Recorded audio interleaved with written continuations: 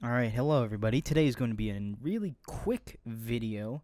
It's going to be a short little video showing you how you can install Steam portably to a flash drive so that you can take it to work and slack off in your job and play video games all day long. Okay, so let's just jump right into this. So the first thing that you're going to want to do is you're going to want to get to Steam's website. So in order to do that, you're going to want to open up any web browser and then just type into the search bar Steam, and from there just click on the first link that'll take you to store.steampowered.com. And then from there you want to hit on install Steam in the top right and just click on that install Steam with the little Windows icon right there. Okay, so once it's downloaded, all you gotta do is click to open it, and this will start a installer where you're just gonna want to basically let it continue, and then it's gonna bring you to this installer saying welcome to Steam setup. So you just want to go through like you would normally do, select the language you need, anything else, and then here's where the interesting part comes in. You want to go ahead and change the destination folder right here. And you're going to want to plug in any flash drive. I just have this 32 gigabyte PNY flash drive that I used previously for a Windows installation boot drive. So I'm just going to plug this in right here.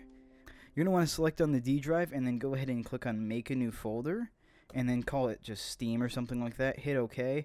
And then you'll see now it's on the D drive and it's under the Steam name. So you're going to want to go ahead and hit install. And that's going to start installing it directly to that flash drive. It's nice and quick, and once you do that, all you gotta do is hit run Steam, or hit finish, and it's gonna start up Steam. Now, a couple things to note while this is working. Because you're running this off of a USB interface, you're gonna be limited to the speeds of that USB interface, so it's not gonna be nearly as fast as if you were to install it on your internal hard drive. But like the title of the video suggests, it's gonna allow you to basically unplug it. You can take it to any computer where you work, at home, anything like that, and you should be able to just launch it, and it might be a little bit slower, but you'll have access to a library of games that will also be installed on the flash drive.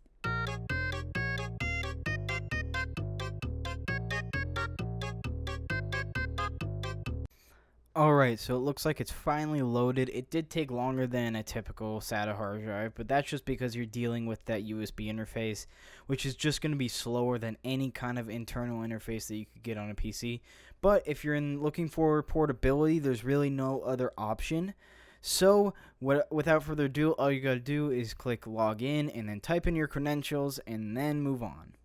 Alright, now that you log in, you're going to see that it is, in a sense, just Steam. Like everybody sees it, like everybody knows it. It's just Steam, but it's going to run a lot slower because of that USB interface.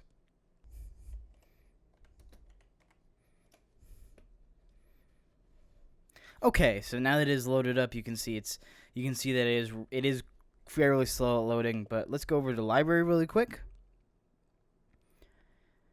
And here is where you would install your games. Okay, so I scrolled down a little bit and I found this game right here, Stardew Valley. If you haven't heard of this, it's a 2D kind of farming game, similar to if you've ever played a Harvest Moon game. What you're looking for, if you're looking for games that you could slack off at work with, you're looking for games that you can pause easily and that are very easy to run, because I'm assuming if you have a computer at work, it's not exactly going to be the fastest thing with the latest graphics card. So games like Stardew Valley, which are 2D, would end up working great for this. And this is the game I'm going to be testing just to show that this is working.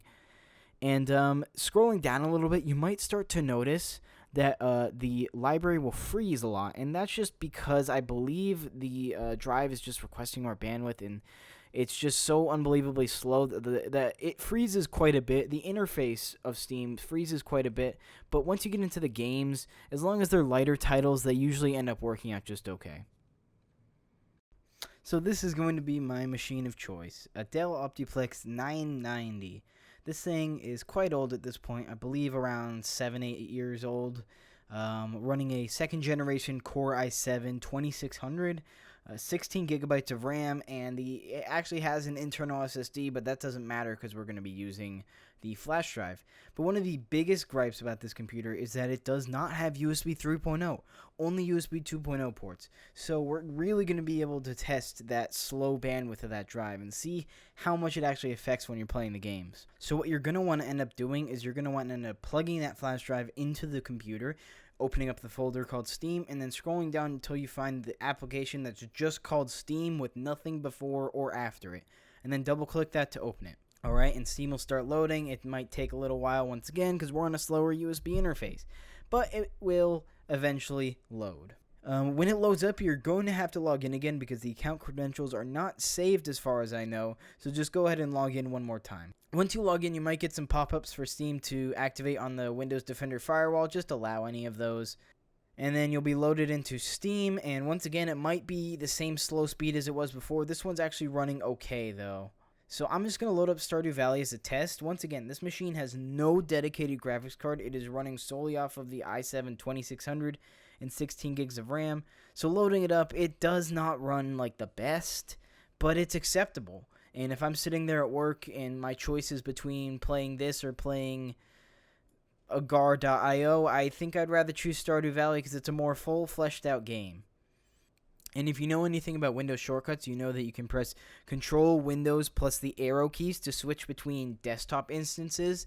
So then you can have all of your work on one desktop instance and then just switch over to the game desktop instance whenever your boss isn't around. But as soon as they show up, just switch back to the work. And then they'll never know that you're actually just slacking off. Alright, that's going to be it for today. Please let me know if you have any questions. I'll try and answer them the best that I can in the comments down below. Anyway, thank you for watching, and you guys have a nice day, okay? And also, go check me live. I stream live on Ebony123L on Twitch. Thank you.